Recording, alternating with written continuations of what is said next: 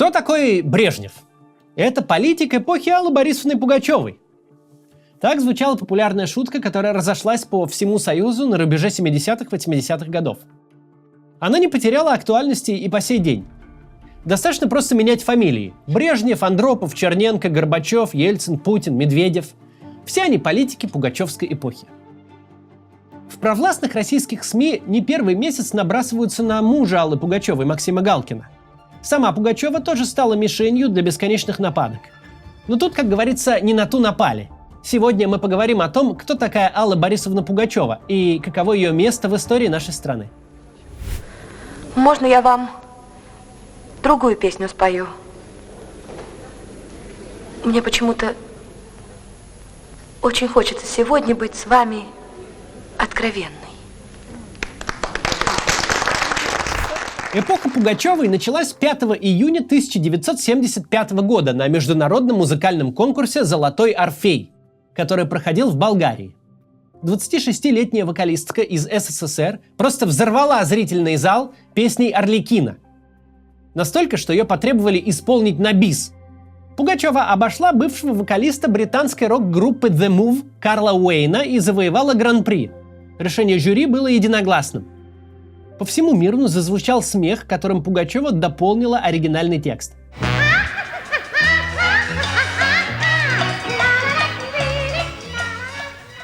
С этой песней «Арлекино» певица ворвалась и на советское телевидение. Пугачева и прежде иногда появлялась на ТВ, но вот теперь она перевернула представление о том, как должен выглядеть и как должен себя вести на сцене советский исполнитель. В то время слушатели были избалованы голосами Майи Кристалинской, Анны Герман, Эдиты Пьехи, Валентины Толкуновой, Ларисы Мондрус. Однако выступление Пугачевой мало было слушать, и это надо было видеть. Перед советскими гражданами предстала женщина в ярких нарядах, которая каждым своим жестом словно говорила: «Я буду делать то, что захочу». За свою карьеру Пугачева сменила разные сценические амплуа, меняла и направление в музыке. Но тем не менее всегда оставалась собой. Не следовала моде, а задавала ее.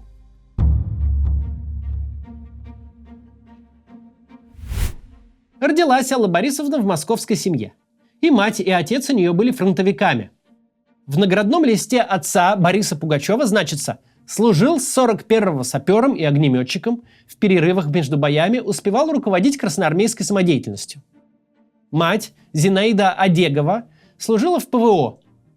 И она тоже в минуты затишья участвовала в музыкальных номерах фронтовой концертной бригады. Мать хотела, чтобы Алла получила академическое музыкальное образование. Детство будущей примадонны прошло за домашним пианино «Циммерман», которое привезли из поверженной Германии. Из домашнего патефона часто раздавался низкий грудной голос француженки Эдит Пиаф. Он юную Пугачеву завораживал. По настоянию матери Алла поступила в музыкальное училище на дирижерско-хоровое отделение, которое считалось более серьезным, чем вокальное. Там она, с одной стороны, легко находила общий язык с людьми, а с другой любила устраивать в прямом смысле слова подпольные концерты. Вместе со своим однокурсником Михаилом Шуфутинским исполняла музыку сомнительной идеологической направленности прямо в подвале музучилища. Она умела не только очаровать собеседника, но и постоять за себя. Отец Аллы на фронте потерял глаз. По словам биографа Пугачевой Алексея Белякова, когда один из дворовых парней решил на эту тему пошутить, Алла ответила: «Сейчас ты тоже узнаешь, каково жить с одним глазом», после чего отправила обидчика в нокдаун. В 16-летнем возрасте Аллу Пугачеву заметил всесоюзно известный артист и радиоведущий Александр Левенбук. Он, кстати, совсем недавно ушел из жизни, 22 декабря прошлого года. В 1965 году именно он пригласил начинающую певицу на гастроли с музыкальной юмористической программой.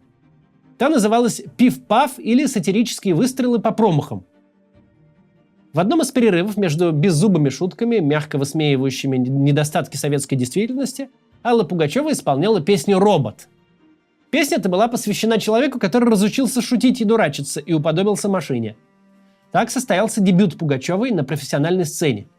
Следующим шагом было радио. В 60-е годы телевизоры были далеко не у всех, зато радиоприемник стоял в каждой семье. Тогда бешеной популярностью пользовалась музыкальная радиопрограмма «С добрым утром». Ради нее миллионы людей вставали по воскресеньям в 9 утра. Обеспеченные граждане даже записывали ее на магнитофон. Песня, прозвучавшая в этой передаче, имела все шансы уже на следующий день стать хитом. Когда Алла Пугачева получила телеграмму от редактора программы Владимира Трифонова, она решила, что ее разыгрывают. Но телеграмма оказалась настоящей. Трифонов активно искал новые имена и отыскал Пугачеву. В 1966 году робот в ее исполнении прозвучал на всю страну. Вскоре на радиостанцию пришло множество писем с просьбой снова пригласить Аллу Пугачеву. Так Владимир Трифонов и его неразлучный коллега, редактор Дмитрий Иванов, поняли, что отыскали настоящий самородок. Они стали для певицы близкими друзьями и наставниками. Трифонов и Иванов познакомили Пугачеву с композитором Владимиром Шаинским. Вы 100% знаете песни на его музыку. «Антошка», «Голубой вагон», «Чунга-чанга». У меня, например, дочка 1,5 лет, и эти песни сейчас целый день у нас дома звучат. В сотрудничестве с Шаинским Алла Пугачева 2 раза подряд победила в конкурсе «Песня месяца», который проводила программа «С добрым утром». Лауреатов определяли сами слушатели голосованием по почте. Несмотря на это, на радиостанции разразился скандал. Редакторов обвинили в предвзятости. Чтобы Пугачева с Шаинским не победили в 3-й раз на радио, решили перестраховаться и вообще отменили конкурс. Следующий скандал разразился в том же 1966 году в московском саду «Эрмитаж». Там был запланирован концерт главных мастеров советской эстрады. Но редакторы и режиссер «С добрым утром» протолкнули 17-летнюю девушку в концертную программу. Опытные исполнители восприняли это как личное оскорбление. Да как так? Народные артисты будут выступать на одной сцене со взявшейся из ниоткуда девчонкой? Но зрители все расставили по своим местам. Пугачева, как нарочно, пришла на развлекательный концерт с пронзительной песней «Иду в кино». Она была про девушку, которая всем сердцем ненавидит войну и смотрит каждый фильм о Великой Отечественной в надежде, что среди кинохроники увидит погибшего на фронте отца. Публика встретила песню гробовым молчанием и слезами, а затем раздался взрыв аплодисментов.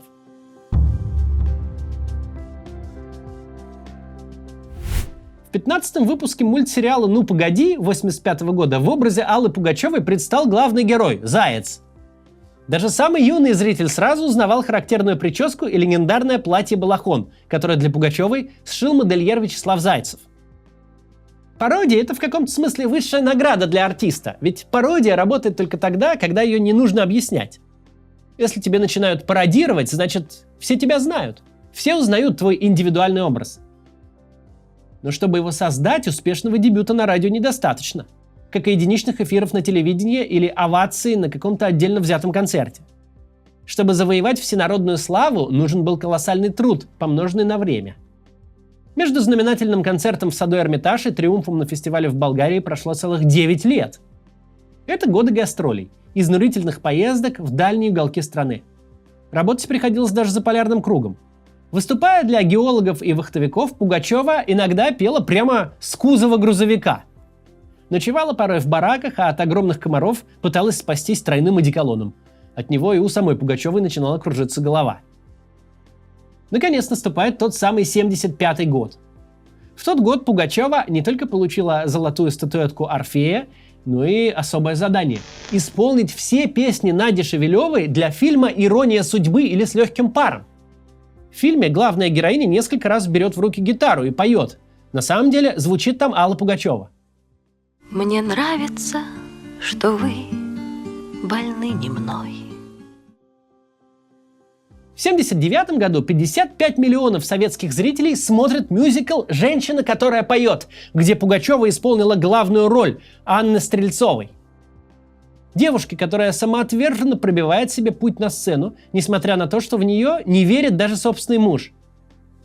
Первая драматическая роль в кино, и Алла Пугачева сразу же стала актрисой года по версии читателей популярного журнала «Советский экран». Главный композитор фильма Александр Зацепин, чьи мелодии звучали во всех комедиях Леонида Гайдая. Но Зацепину, к его большому неудовольствию, пришлось подвинуться. Для некоторых песен к кинокартине слова и музыку написал доселе никому неизвестный молодой поэт и композитор Борис Горбонос. Про него говорили, что из-за инвалидности он всю жизнь провел затворником и теперь умирал от неизлечимой болезни. Услышать свои песни в фильме с Пугачевой было его последним желанием. Но приглядитесь к фотографии Бориса Горбоноса повнимательней. Этого человека никогда не существовало, а на снимках запечатлена загримированная Алла Пугачева. Это, пожалуй, самая известная мистификация в истории отечественной музыки. А провела ее Пугачева с единственной целью – протащить в фильм песни собственного сочинения. Песни Бориса Горбоноса входят в студийный альбом «Зеркало души». В СССР и за рубежом пластинку издают тиражом 10 миллионов экземпляров. Альбом знаменует начало сольной карьеры Пугачевой. Прежде она выступала преимущественно в составе ансамблей.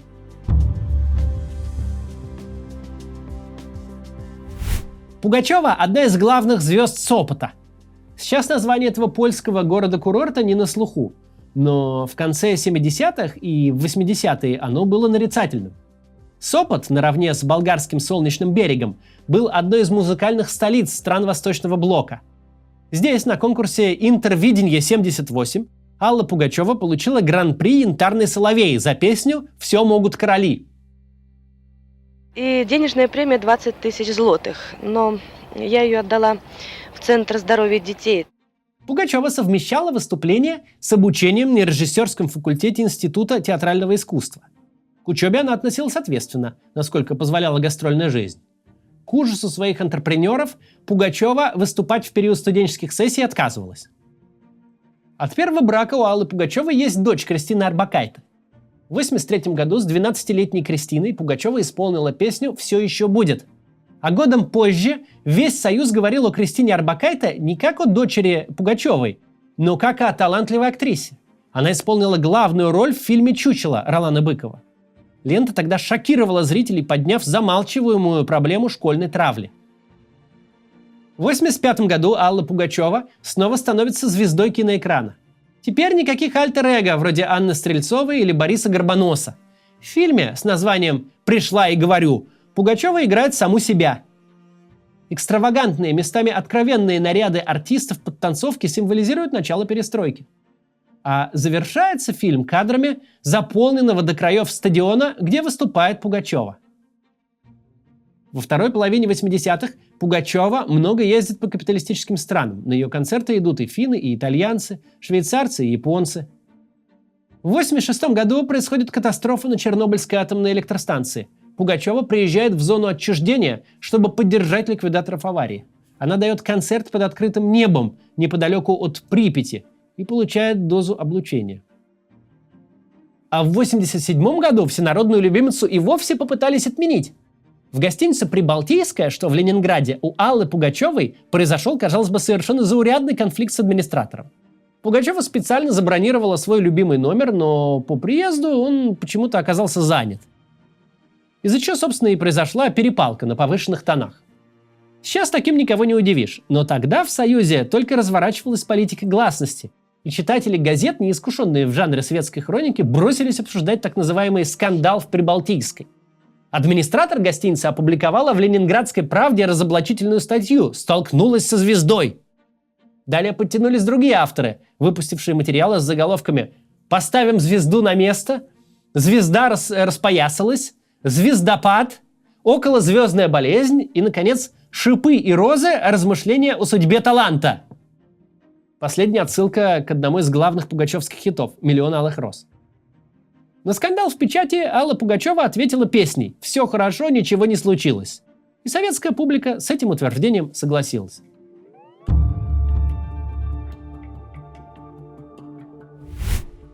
Мне объясняют со страниц высокочтимых изданий, что советской певице не полагается иметь Мерседес, и что в моем репертуаре маловато песен о любви к родине. Раньше меня осуждали за бедный мой балахон и растрепанную челку. Теперь клянут за мои меха и якобы роскошные туалеты. Раньше раздражал мой лирический репертуар, теперь современные ритмы и стиль. Вывод тогда, а теперь и всегда: Алла Пугачева должна перестать быть Аллой Пугачевой. Успокойтесь, не хмурьте брови и не терзайте своим читателям и подчиненным душу. Пугачева останется Пугачевой.